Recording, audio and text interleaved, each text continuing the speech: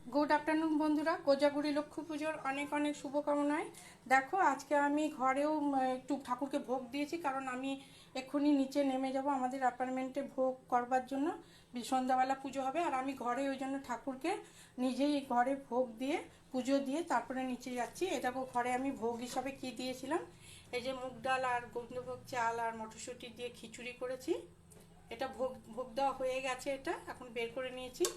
আর এখানে 3 রকম ভাজা করেছি, কুমড়ো ভাজা, বরবটি ভাজা, আর এটা বেগুন ভাজা করেছি।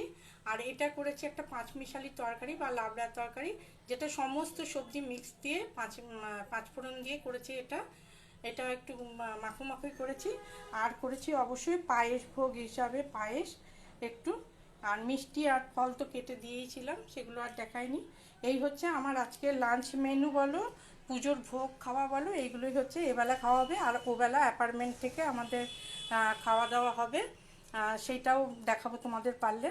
আর আমি নিচেও এখন ভোগ করতে যাবো। যাই হোক, তোমরা কে কে লক্ষ্মী পুজো করছো অবশ্যই ভিডিও দিয়ে দেখবো। লাঞ্চ মেনু করলে সেটাও ভিডিও দিয়ে দেখবো। ভালো থেকো, সুস্থ থেকো, এই পর্যন্ত।